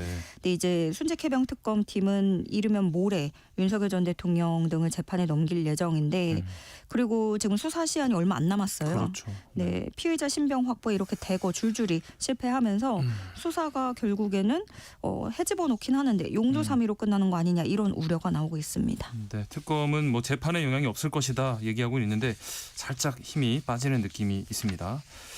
다음은 나라 밖 소식으로요. 지금 중일 관계가 심상치 않은 것 같은데 이 타이완 유사시 개입 시사 발언으로 이 사나 일본 총리 발언이죠. 중국과 일본 간 갈등이 불거졌고 이게 외교를 넘어서 민간 교류까지 번졌다면서요? 네, 양국이 서로 오고 가는 말이 되게 무시무시한 그런 상황이에요. 네. 제일 먼저 촉발됐던 거는 그겁니다. 다카이치 일본 총리가 대만 해협 유사시 집단 자위권을 행사할 수 있다라고 발언을 했는데 사실 그 중국이 주장하는 그 양안 관계 그거에 대해서는 미국도 함부로 얘기하지 못하는 되게 민감한 그런 사안인 거죠. 네. 근데 애초에 다카이치 총리는 분명히 뭐 의도는 있었겠습니다. 그 지지층 결집이라든가 그렇죠. 어떤 네. 군대를 끌어내기 위한 네. 그런 의도가 있었겠지만 일본이 경제적으로 먼저 타격을 굉장히 지금 받기 시작을 한 거예요. 예. 그래서 일본 언론들도 중국 분위기를 예의주시하면서 보도하고 있는데 일본 교도통신, 마이니치 신문 등은 최근에 중국 SNS 분위기를 전하고 있습니다. 뭐 일본에 가는 걸 취소했다. 일본 제품 안 쓸 거다. 이런 네, 글들 네. 올라오고 있다고 보도를 하고 있고요. 예. 실제로 지금 중국 항공사 3군데가 일본행 항공권을 무료로 취소를 해주고 있습니다. 오, 네. 근데 중국인들이 사실 아시아 관광에서 큰 손이에요. 그렇죠. 예, 아, 네. 일본 방문이 움츠러들면 일본 경제가 최대 2조 2천억 엔, 20조 7,700억 원의 타격을 입을 수 있다는 전망이 나왔고요. 예. 올해 1월부터 9월까지 중국인 관광객이 일본에서 15조 5천억 원 넘게 쓴 것으로 파악됐습니다. 네. 그리고 그 일본 방문객 중에 국가 지역별로 봤을 때 중국인이 제일 많고, 하하. 네. 그런데다가 여기서 홍콩 당국도 중국 따라서 일본 여행 경계 당부하고 있고요. 네. 그리고 이렇게 되면 당연히 면세점, 호텔 업계 타격이 클 거고 그렇죠. 이미 그런 개별 관광의 취소 움직임도 있지만 중국 기업이 주최하는 행사, 세미나 이런 것도 연기, 취소 사례가 나오고 있습니다. 예. 그리고 중국과 일본 비영리 단체가 양국 공동 여론조사 결과를 매년 하는 게 있었어요. 네. 이거를 발표하려고 했는데 이것 또한 무기한 연기가 됐고 네. 더 나아가면 이게 일본산 해산물 중국 수입이 다시 중단될 수도 있다는 그런 전망도 나오고 네. 그리고 17일에는 그 중국에서 극장 개봉 예정이었던 일본 인기 애니메이션 짱구는 못 말려 또 예. 일하는 세포 상영이 취소됐습니다. 아하. 이렇게 좀 상황이 좀 빠르게 악화되다 보니까 일본이 국장급 외교관을 베이징에 급파하면서 사태 진화에 나선 모습이에요. 네, 그런데 그 장면도 꽤나 그렇죠. 놀랍고 어떻게 보면 좀 충격적인 모습이 공개가 됐어요. 예. 그 일본 외무성 국장이 중국 외교부 국장한테 고개를 숙이고 중국 국장은 양손에 양주머니에다가 네. 넣고 내려다보는 예. 그런 모습이었는데 둘 다 국장급이거든요. 그렇죠. 네. 근데 다카이치 총리도 이제 와서 이거를 갑자기 쉽게 주워 담고 뭐 수습하기는 어려운 상황이 됐는데 사태가 너무 걷잡을 수 없이 커지니까 네. 그 다카이치 총리의 그 당인 자민당에서 나서서 뭐라고 얘기를 했냐면 다카이치 총리도 반성 중이다. 어이구, 이런 네. 표현을 쓰면서 진화에 나섰어요. 네. 그래서 다카이치 총리가 너무 그런 신중한 고려 없이 지지층 결집용 돌출 발언을 해서 사달을 일으켰다라는 비판이 나오고 네. 또 국방 외교 안보 분야에 경험이 없는 총리가 파장에 대한 고려 없이 섣부른 발언을 했다라는 질타가 쏟아지고 있습니다. 네. 그런 와중에 이제 또 우리가 주목해야 되는 건 일단 너무 인접한 국가들이고 그렇죠. 예, 우리의 그런 영향력을 많이 끼치는 나라들인데 중국이 이례적으로 그 독도 관련한 메시지를 우회적으로 냈어요. 네. 이게 중국 외교부 대변인 정례 브리핑이었는데 중국 관영 매체 쪽에서 질문을 합니다. 한국 외교부가 그 일본이 도쿄의 독도 주권에 대해서 부당한 주장을 선전하는 영토 주권 전시관 공간을 확장한 거에 대해서 한국 정부가 강한 항의를 표했는데 네. 중국은 여기에 대해서 어떻게 논평을 하느냐 이런 질문을 했더니 예. 중국 외교부 대변인이 우리가 그 보도를 주목했다. 최근 일본의 많은 악성 언행은 주변 국가의 경계와 불만, 항의를 유발하고 있다. 이렇게 답하면서 네. 얼핏 이걸 뭐 독도 점유권이라든가 이런 뭐 한국을 좀 편드는 듯한 그런 뉘앙스를 내비쳤는데요. 네. 우리도 이게 초인접한 주변국이기 때문에 그렇죠. 예의주시해야 되는 상황이 됐습니다. 네. 오늘의 뉴스 여기까지 하겠습니다. 지금까지 조현정 시사평론가와 함께했습니다. 고맙습니다. 네, 고맙습니다.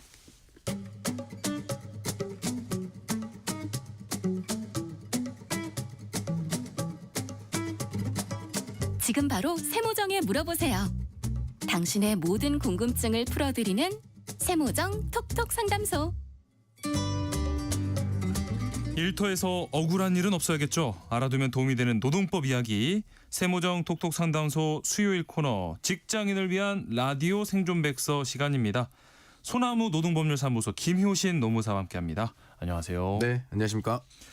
오늘은 요즘 논란이 되고 있는 새벽 배송 이야기를 한다고요. 네, 맞습니다. 뭐 새벽 배송 이제 거의 대부분 소비자들이 뭐 당연한 서비스라고 인식하고 저도 있습니다. 그렇고요. 네. 또한 기업 측면에서는 굉장히 이 과열 양상을 띠고 있고 경쟁이 치열한 시장이기도 합니다. 예. 근데 이제 뭐 이 새벽 배송 둘러싸고 논쟁이 벌어지고 있는데요. 계속 뭐 식을 기미가 보이지 않습니다. 네. 한쪽에서는 이 새벽 배송이 과로를 부추기고 있고 실제 과로사가 발생하고 있다. 이제는 제한이 필요하다고 주장하고 있습니다. 네. 근데 다른 쪽에서는 제한하면 소상공인과 배송 기사 수입 줄고 소비자들은 불편해진다.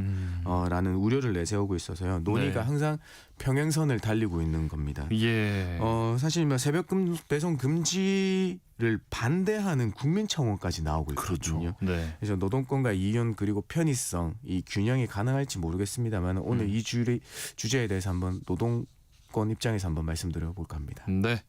세모정 톡톡 상담소 직장인을 위한 라디오 생존 백서. 오늘은 이 새벽 배송 규제를 둘러싼 논란에 대해서 함께 생각해 보시죠.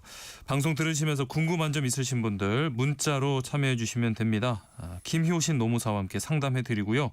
추첨을 통해서 커피와 베이글 모바일 쿠폰 보내드리겠습니다. 문자 보내주실 곳 샵 9730번입니다. 짧은 문자는 50원, 긴 문자는 100원의 정보 이용료가 있고요.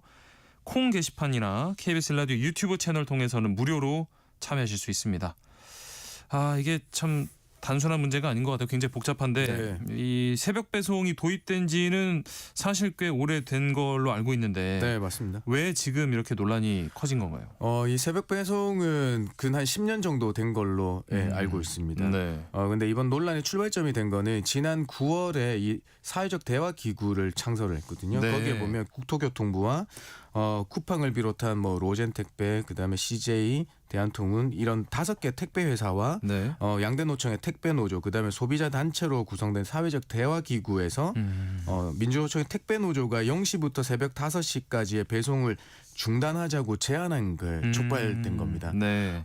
이게 워낙 이제 논란이 심해서 새벽 배송을 금지하자는 이런 프레임이 생기기 시작했고요. 거기에 네. 반해서 이제 노조는 우리는 새벽 배송을 금지하는 게 아니고 야간 노동을 제한하자는 취지로 얘기한 거다. 그러니까 심야 시간대라고 얘기하는 0시부터 5시까지는 얘기하는 거는 우리의 수면 시간과 건강권을 보장하자는 취지로 얘기했는데 이게 조금 와전됐다. 이상 와전되고 있다라는 겁니다. 실제로 이제 야간 택배 기사의 장시간 노동에 시달리는 거는 뭐 어제 오늘 일이 아닙니다. 예. 그리고 국제암연구소가 야간 노동을 2급 발암 물질로 규정한 것도 근거로 들고 있거든요. 네. 그런데 문제는 뭐냐면 이 사회적 대화 기구에 새벽 배송을 하는 이 쿠팡이라는 이제 독보적인 우리 1등 업체가 참여함으로 인해서 이 쿠팡의 그 노동 환경의 문제로까지 이제 이런 걸 다 버무려져서 이 사회적으로 문제가 돼가고 있는 겁니다. 네. 그래서인지 뭐 새벽 배송 금지 얘기가 나오자 이 양쪽으로 갈리기 시작했는데요. 이 쿠팡 친구와 쿠팡 기사들, 플렉스라고 하는 쿠팡 기사들과 네. 노동조합과 그다음에 소비자 이 3면의 대립, 그러니까 우리 쿠팡 기사와 소비자와 노동조합의 이 대결 양상이 띄고 있는 것 같습니다. 네. 이 최근 그 통계에서도 근로복지공단 통계에서 이 야간 산업재해 발생 비율이 또 늘었다고 하더라고요. 얼마나 늘었나요? 맞아요. 실제로 이제 근로복지공단 자료가 보도된 걸 보면요. 네. 택배기사 야간 재해 비율이 19년도에는 10% 수준이었습니다. 근데 네. 23년도에는 이게 19.6%로 증가했다고 해요. 네. 근데 이 보도 자료가 여기에서 끝났습니다. 이게 이 자료가 원래 이제 19년도에 이후로 이제 우리 코로나 시대를 거치면서 그 새벽 배송이 폭발적으로 증가하게 되지 그렇죠. 않습니까? 늘었죠. 네. 그래서 이게 이 자료가 야간 택배 기사분들이 많이 늘어나서 그에 반해서 재해 건수도 늘어난 건지 네. 증가한 건지 아니면 야간 택배 기사분 수는 거의 비슷한데 이게 과로가 축적돼서 재해가 발생한 것까지는 별도의 보도 자료가 없거든요. 네. 그래서 이게 뭔가 이 심야 노동의 배송 때문에 과로 이게 많이 재해가 늘어났다. 요거하고는 조금 연관성을 말씀드리기가 조금 어렵습니다. 아직 뭔가 인과관계가 명확하지는 네. 않은 상태인 것 맞습니다. 같고요. 이 실제로 그러면 야간 업무 하시는 기사님들 입장도 네. 중요할 텐데 네. 쿠팡 파트너스 연합회 조사에서 93%가 새벽 배송 금지에 반대했다. 네, 맞습니다. 이런 보도가 있어요. 쿠팡에 이제 이 기사분들은 세 부류가 있다고 합니다. 네. 쿠팡에서 직접 고용한 직고용된 기사분들, 예. 그다음에 이제 대리점에 소속돼 있는 그 용역 회사에 소속돼 있는 예, 예. 기사분들, 아하. 그다음에 우리가 이제 부업을 하시는 쿠팡 클래스 그렇죠. 친구분들이라고 하는 그런 부류로 나눠져 있는데요. 네. 되게 이제 보수 언론에서 인터뷰한 기사들을 많이 내보내고 있는데 여기에서의 택배 기사분들 개인적인 인터뷰가 나오고 있습니다.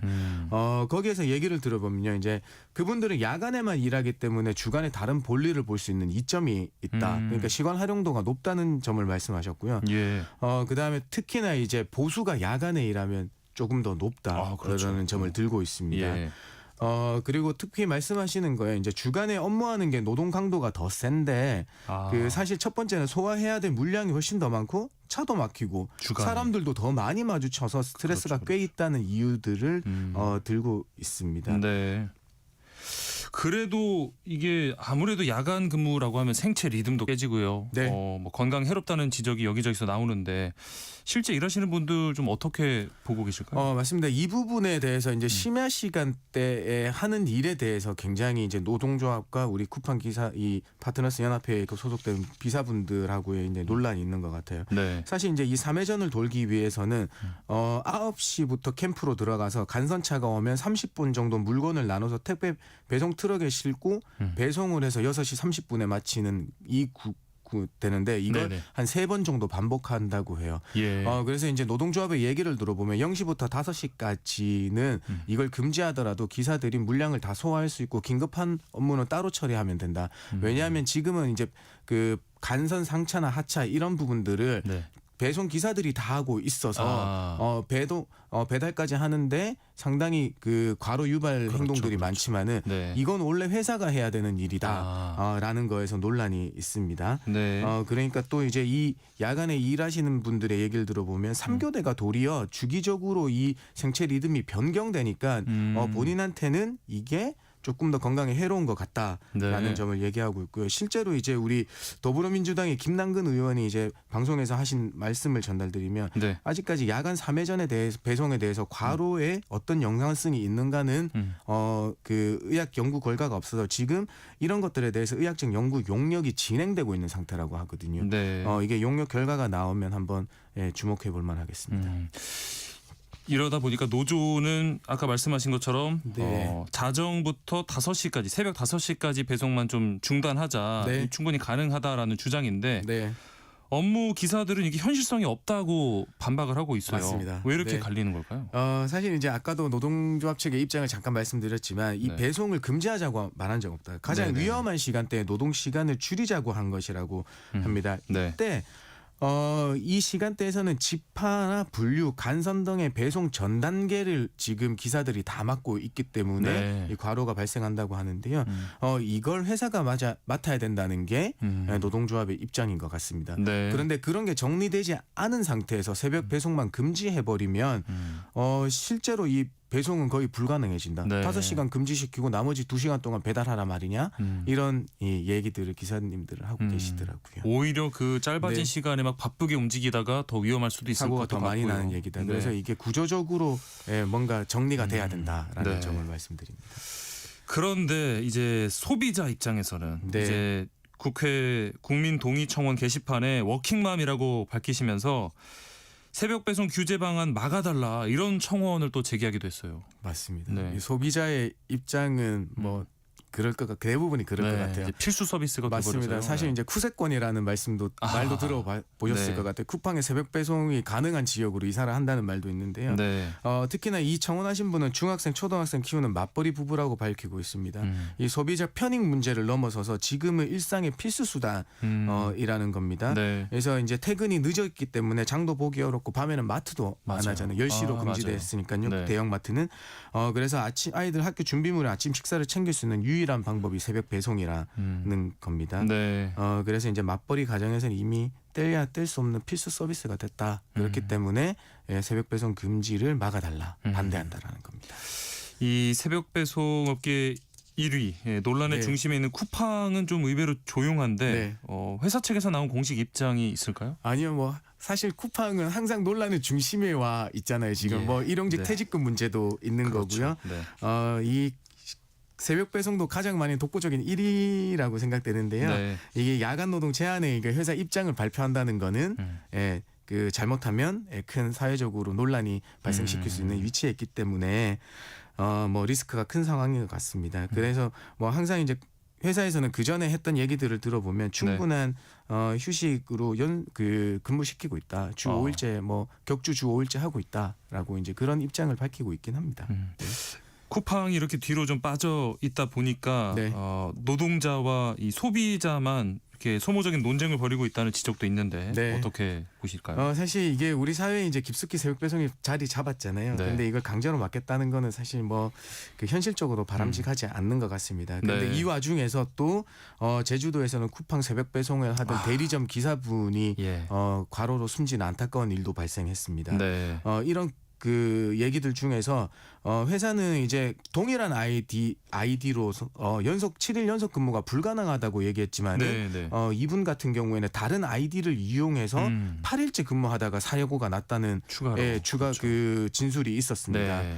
그러니까 이게 구조적으로 어떻게 쿠팡이 대리점한테 물량을 밀어내기 해서 이런 일이 발생한 건지 아니면 대리점이 기사를 더 채용해야 되는데 못해서 이런 일이 발생하는지 도대체 어디서부터 잘못됐는지 그 원인을 밝히는 게 이제 문제라고 보입니다. 네. 그렇기 때문에 막연한 새벽 배송 금지보다 그다음에 심야 배송 시간대의 그 제한보다는 제한. 네. 이런 것들에 어떻게 풀까에 대한 거를 논의해봤으면 합니다. 네.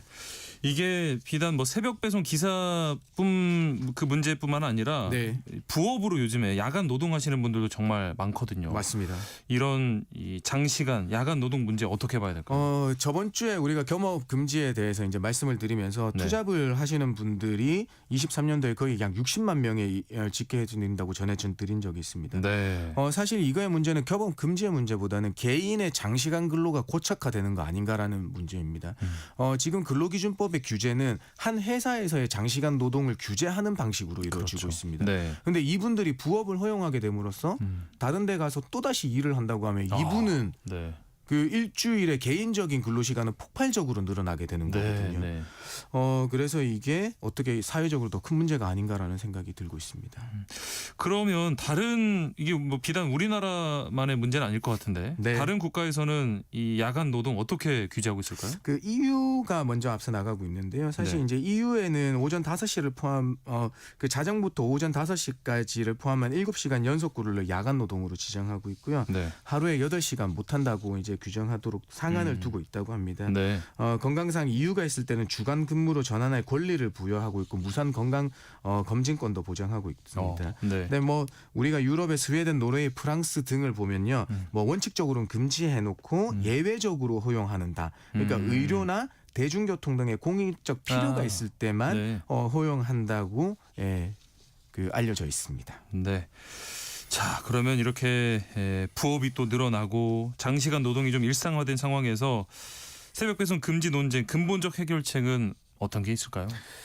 사실 이제 하나의 직업으로 충분히 벌지 못해서 이제 생긴 사회적 문제지 않습니까? 네. 그러니까 기초 안전망 강화가 필수적이라는 게 이제 전문가들이 하시는 공통된 입장인 것 같습니다. 그러니까 지금 우리가 논란이 있는 정부의 4.5일제 도입 역시 뭐 그 취지는 좋습니다만은 어떤 한 회사에서의 이분이 경제적으로 그 생활을 지탱할 만한 수입이 보존될 수 있게 해주는 것도 하나의 고려해볼 사항이다. 그러니까 너무 부업 전선으로 내몰리게 하는 것도 바람직하지 않다. 이런 점도 좀 되짚어 봐야 된다고 생각합니다. 네.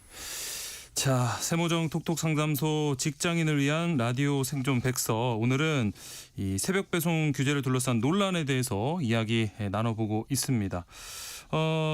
들어온 상담 문자들 한번 살펴보도록 하겠습니다. 2893님께서는 새벽 배송 기사들도 산재 처리 가능한지 궁금합니다라고 질문을 주셨습니다. 네, 맞습니다. 뭐 대리점에 소속돼 있으신 기사분들 역시 이제 그 업무 협약 근로자가 아닌 다른 계약을 맺고 계실 건데요. 근데 이 택배 기사분들 같은 경우에는 이 특수 형태 종사 라고 해서 네. 별도의 특례에 의해서 산재보험에 가입되게 돼 있습니다. 네. 근데 대신에 이제 우리 회사의 근로자라고 하면 산재는 100% 부담이지만은 이 대리점과 택배 기사분들 같은 경우에는 산재보험의 5대5의 부담이다라는 점입니다. 그래서 네. 이걸 이제 예전 같았으면 예외적으로 자기가 안 들겠다고 해지 신청을 할 수도 있는데 지금은 예외적인 경우가 아닌 이상 네. 의무적으로 가입하게 돼 있습니다. 네.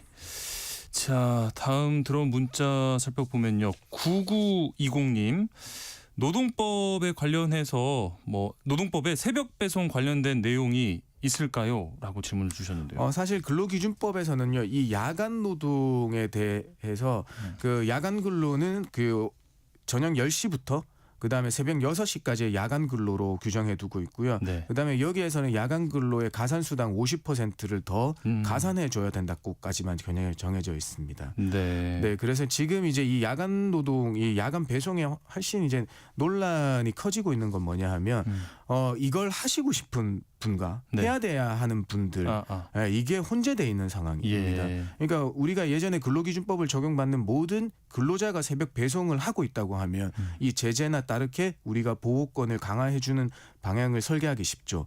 근데 지금은 이 새벽 배송을 원하시는 분이 있다는 것부터 네, 우리가 지금 좀 더 폭넓게 생각해야 된다는 그렇죠. 장이 열린 겁니다. 네. 어쩔 수 없이 해야만 하는 분들과 필요에 맞습니다. 의해서 내가 하시는 분들 그렇죠. 나의 의지를 가지고 하시는 네. 분들도. 9297님, 주 7일을 강요하지 않고 주 6일, 5일, 4일 이렇게 계약으로 권고를 하면 어떨까요? 라고 하셨는데요. 네, 맞습니다. 이게 그래서 우리가 사회적 대화 기구를 출범시켜서 거기에 대한 합의해서 지키자는 것이거든요. 네. 그러니까 우리가 근로기준법에서는 주 52시간제 제재를 걸어놓고 있지만 이런 택배 기사분들 같은 경우에는 당사자 간의 계약에 의해서만 이루어지다 보니까 특별한 규제를 못하게 되는 겁니다. 네. 이분 말씀처럼 주 6일이나 주 4일 정도에 대해서 해보자. 그다음에 예전에 이제 2차나 잘 기억은 안 나는데만 그 이전 사회적 대화 기구에서 네네. 이 논의가 있었고 특히나 이제 쿠팡 같은 경우에는 격주 5일제를 시행하겠다고 하고 이제 시스템에 그렇게 구축돼 있다라는 겁니다. 그다음에 7일 연속을 시스템적으로 못하게 막아놨다고 하는데 그렇죠. 지금 다른 아이들을 사용해서 한 사람이 8일을 하다가 사고가 났다는 사실이 네. 밝혀진 거거든요. 네. 근데 이걸 제재를 어떻게 할 거냐? 우리가 사회적 대화기구 합의해서 약속을 했는데 깨진 경우에 대해서는 네. 이 법으로 제재할 수 있는 영역은 아니지 않습니까? 그렇죠. 네, 이걸 어떻게 할 거냐의 문제입니다. 네. 그리고 많은 청취자분들께서 이 논의 문제가 야간 업무 같은 경우에 이 택배뿐만 아니라 편의점, 병원, 물류센터 이렇게 야간 업무가 많은데 왜 이렇게 택배만 유독 문제가 됐는지 모르겠다. 모든 직업을 놓고 논의하면 좋겠다. 이런 말씀을 해주세요. 네, 어떻게 생각하세요? 맞습니다. 지금 이게 사실 아까도 서두에도 말씀드렸지만 이 택배 관련 사회적 대화 기구에서 나온 거기 때문입니다. 이 민주노총의 택배노조에서의 야간 배송이 과로를 유발하고 수면의 건강권을 해치고 있다는 거에 대해서 조금 그 근로 시간을 제재할 필요가 있다는 거에 대해서 이게 새벽 배송 금지로 와전되면서 이 논란이 뜨겁게 일어나고 있는 거거든요. 네, 그 말씀 충분합니다. 이게 더 폭을 넓혀야 됩니다. 그렇죠. 지금요. 네. 청취자 6908님, 배송원도 우리의 이웃이고 가족일 수 있습니다. 이분들에게 따뜻한 말 한마디 해주시면 피로가 풀릴 것 같습니다. 라고 해주셨습니다. 따뜻한 시선으로 우리 사회 전체 구성원들이 함께 논의하고 고민해 볼 필요가 있는 문제인 것 같습니다. 세모정 톡톡상담소 직장인을 위한 라디오 생존백서 오늘 여기까지 하겠습니다. 소나무 노동법률사무소 김효신 노무사와 함께했습니다. 오늘 말씀 고맙습니다. 감사합니다.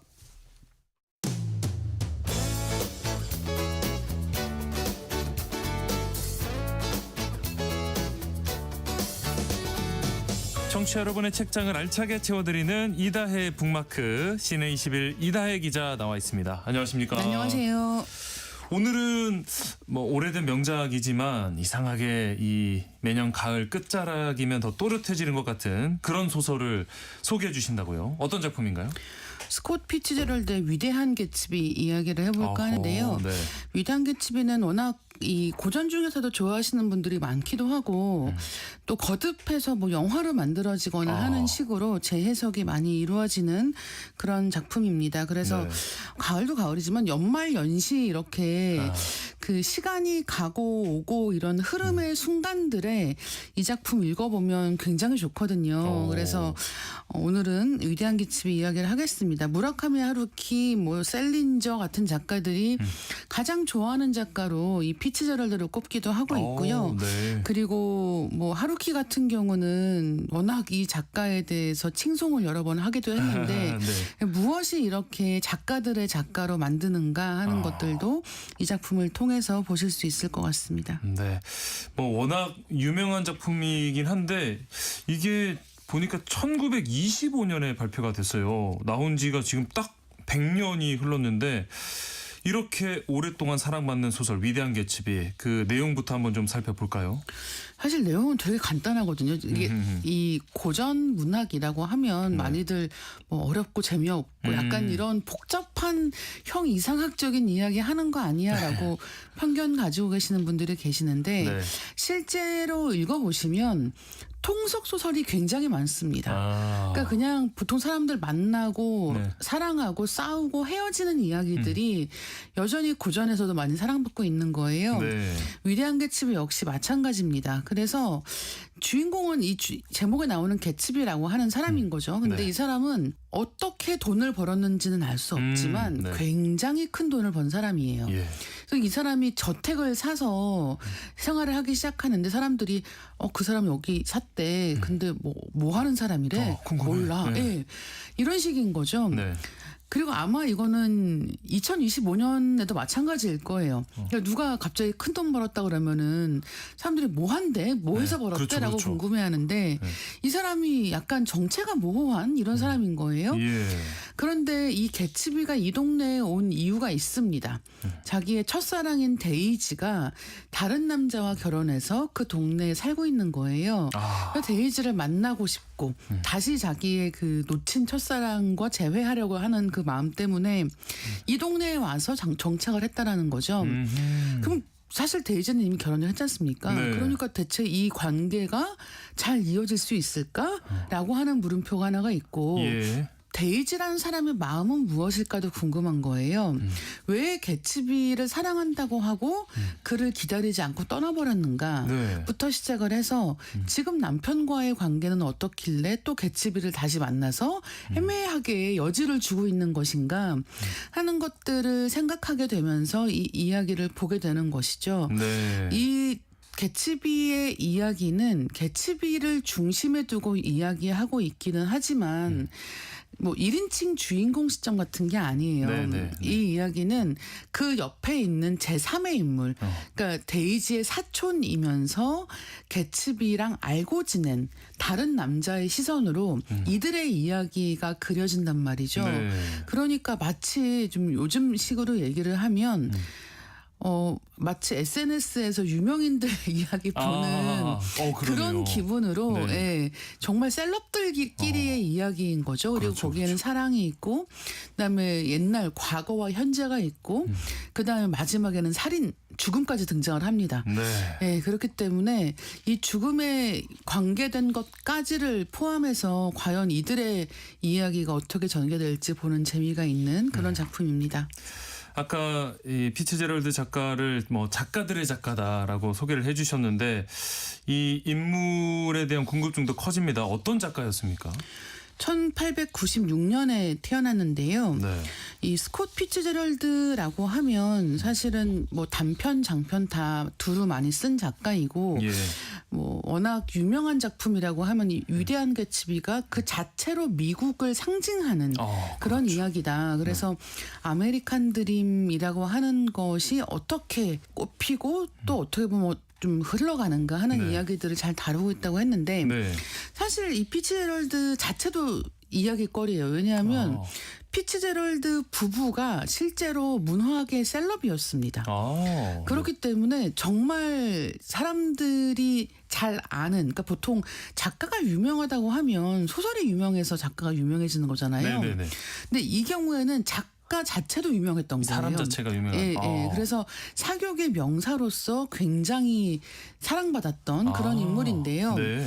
그런데 뭐 이 두 사람이 영원히 행복하게 잘 살았으면 또 문제가 없겠지만 이 아내에게 약간 그런 정신적인 부분에서 문제가 생기고 이 두 부부가 그러니까 셀럽으로 산다는 거는 일단은 호화롭다라고 생각하실 수 있을 것 같고 네네네. 동시에 돈이 많이 드는 거죠. 그렇죠. 그런데 이 부부에게 이제 돈이 바닥나기 시작을 하면서 어려움을 겪기도 하고 이제 그런 것들까지 포함해서 어떻게 보면 이 위대한 개츠비라고 하는 이야기와 이 피츠제럴드라고 하는 작가를 연결시켜서 많이들 이야기를 하고 있습니다.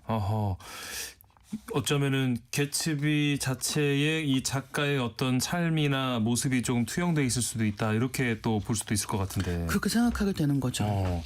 이 제목에 보면은 위대한 개츠비라고 돼 있는데 어떤 부분에서 이렇게 위대한 건지 왜 위대한이 붙은 건지 궁금해요. 이게 정말 또 많은 해석의 여지가 있는 부분이거든요. 네. 이 개츠비라고 하는 사람은 아까 말씀드렸지만 돈이 많은 사람인데 어떻게 돈을 벌었는지는 알 수 없다고 했지 않습니까? 네. 근데 아마 현대를 살아가는 사람들은 어디서 왔는지가 뭐가 중요하고 어떻게 벌었는지가 뭐가 중요해 돈이 많으면 되는 거지라는 생각을 아마 하는 경우들도 적진 않을 것 같습니다. 그러니까 결국은 이 사람이 얼마나 그 진실성 있게 살았는지보다는 이 사람이 지금 무엇을 누리고 있는지가 그 사람을 평가하는 데 있어서 굉장히 중요하다는 거예요. 근데 그렇게 생각하면 이 개츠비는 정말 금전적인 면에서 위대한 인물처럼 보이기도 하지만 마지막에 가면 왜 어떤 죽음이 온다고 했지 않습니까? 근데 그 죽음의 순간과 관련지어서 이야기할 수 있는 그런 어떻게 보면 민낯의 얼굴들까지도 이 이야기는 포함하고 있는 거예요.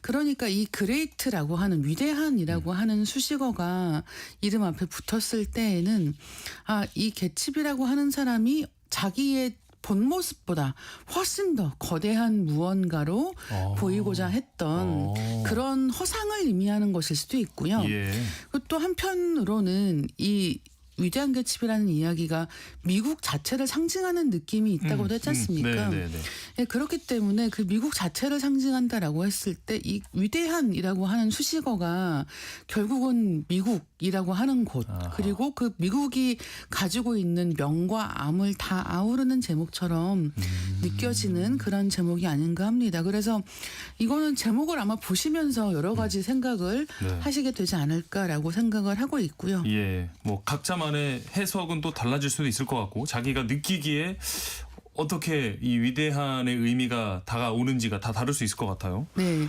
아까 소설가 무라카미 하루키가 피치 제럴드도 굉장히 좋아하고 이 작품을 좋아한다고 하셨는데 자신의 소설에서 또 언급하기도 했어요.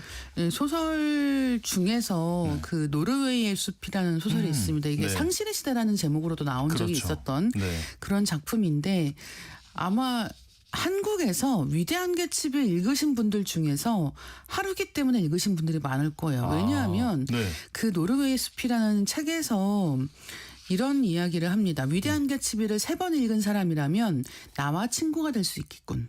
이라고 얘기를 하는 거예요. 네. 그럼 어떤 책이길래 이 책을 3번 읽으면 그러니까 다른 건 볼 필요도 없다는 거예요. 네네. 이 책 3번 읽을 정도면 나랑 친구할 수 있어 라는 이야기를 소설 속에서 쓰기도 했고 예. 그리고 하루키가 위대한 개츠비의 일본어판 번역을 하기도 했습니다. 아 그래요? 예, 그러니까 정말 자기가 애착을 가지고 있는 작품이고 거듭해서 여기저기에서 언급하기도 하고 네. 그리고 직접 번역을 하는 것을 통해서 이 작품이 어떻게 현대에 재해석되어야 되는지에 대해서 일종의 자기식의 해석을 제공했다는 점에서 정말 좋아하는구나라고 그러네요. 생각을 하게 되는 그런 경우고요. 이 위대한 개츠비 책으로 혹시 읽지 않았더라도 영화로 보신 분들이 많으실 것 같은데 영화로 여러 번 만들어졌던 거죠? 네, 1974년에 로버트 레드포드가 개츠비를 출연한 버전이 있고요. 네.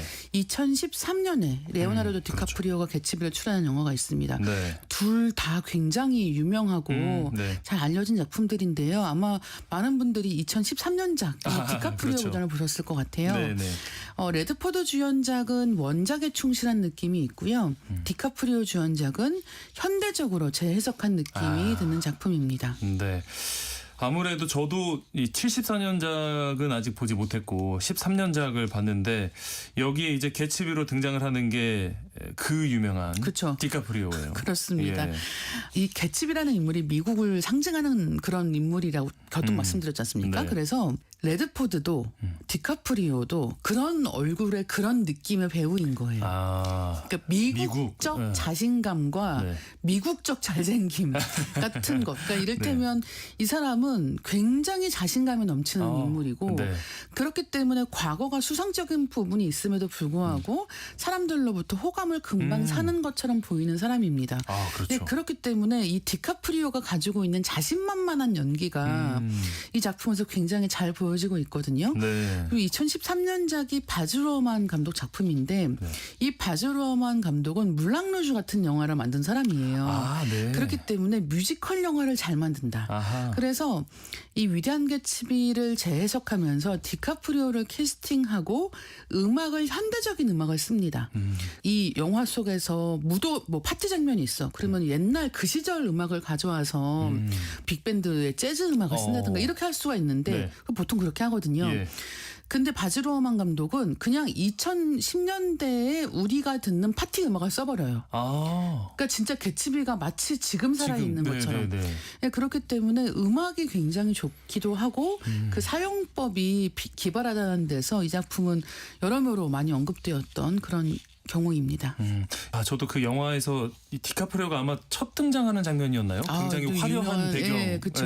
그 장면이 굉장히 인상에 네네. 남는데 어떤 이 영화 전체적인 톤을 보여주는 장면이 아닐까 그렇습니다. 하는 생각이 들고요. 기자님 우리 북마크 코너에서 책을 소개해 주시지만 또 영화 전문 기자이신데 이 영화에서 가장 좀 인상 깊은 중요한 대목이 있다면 어느 부분일까요?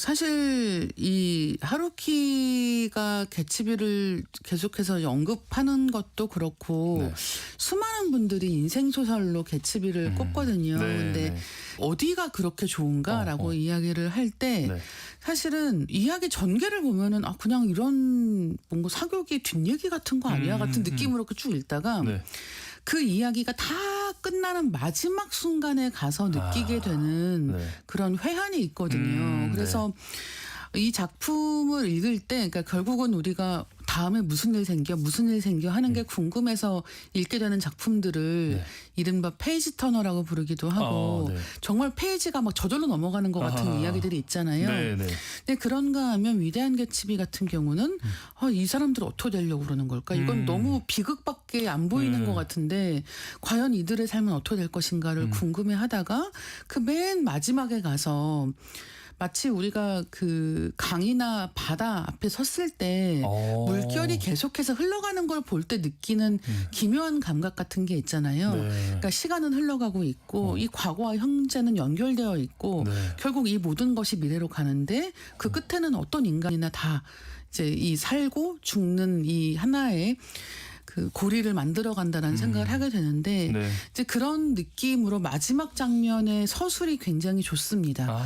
근데 그 마지막 장면을 만끽하려면 앞을 읽어야 돼요. 그래서 마지막만 읽으면 소용이 없다. 예, 마지막까지 한번 차근하게 읽어보시면 좋을 것 같고요. 영화에서도 그 마지막 장면을 어떻게 표현했는지 비교해 보시면 더 좋을 것 같습니다. 네. 아직 소설을 안 읽어보신 분이라면 혹은 영화도 아직 보지 않았다 하시는 분들이라면 처음부터 한번 천천히 따라가면서 과연 어떻게 끝이 날까, 기자님께서 말씀해 주신 게 어떤 장면일까 상상하면서 따라가 보시면 더욱 재미있을 것 같습니다.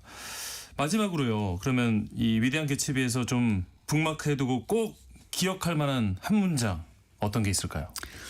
어쨌든 하나의 창으로 보면 실제보다 훨씬 더 근사해 보이는 게 인생이다라는 말은 틀린 것이 아니다. 너무 그렇죠. 네, 우리는 다른 사람의 삶을 볼 때는 그 사람의 인생 중에서 가장 반짝이는 순간만 볼 때가 많아요. 네, 네. 그 사람이 보여주고 싶은 거, 자랑하고 그렇죠. 싶은 것만 보고 특히나 SNS 볼 땐 더더욱 그렇죠. 그래서 항상 다른 사람들 사는 거 보면은 아, 나만 이렇게 별것 없이 사나? 나는 왜 이렇게 내놓고 자랑할 게 없을까 생각을 하는데 또 누군가는 나의 삶을 보고 아, 저 사람은 참 걱정 근심도 없어 보인다. 재밌게 잘 사는 것 같다 생각한단 말이에요. 네. 이렇게 바깥에서 보는 삶이라는 것과 안에서 느끼는 삶이라는 것 사이에 괴리를 가장 크게 느끼는 사람이 개츠비입니다. 그래서 이 소설에서는 개츠비가 어떤 사람인지, 이 사람이 무슨 생각하는지에 대해서 내면을 보여주지 않는단 말이에요. 네. 그리고 그 보여주지 않는 내면을 채워나가는 게 독자의 역할이기 때문에 네. 이 창으로 보는, 바깥에서 보는 삶과 안에서 경험하는 삶의 차이를 한번 생각하시면서 보시면 좋을 것 같습니다. 네, 참 생각할 거리가 많아지는 그런 작품인 것 같습니다. 네, 작가들의 작가 스콧 피츠제럴드의 위대한 개츠비 오늘 살펴봤습니다. 다음 주 수요일에도 이다희 기자가 찍어놓은 북마크 공유해드리겠습니다. 오늘 말씀 고맙습니다. 감사합니다. KBS 라디오 세상의 모든 정보 오늘 순서 여기서 마무리합니다. 모바일 쿠폰 당첨자는 홈페이지 공지사항에서 확인하실 수 있고요. 끝으로 2013년 개봉한 영화 위대한 개츠비 OST 라나 델 레이의 Young and Beautiful 띄워드리면서요. 저는 내일 다시 찾아뵙겠습니다. 행복한 오후 보내세요. 아나운서 임지웅이었습니다. 고맙습니다. I've seen the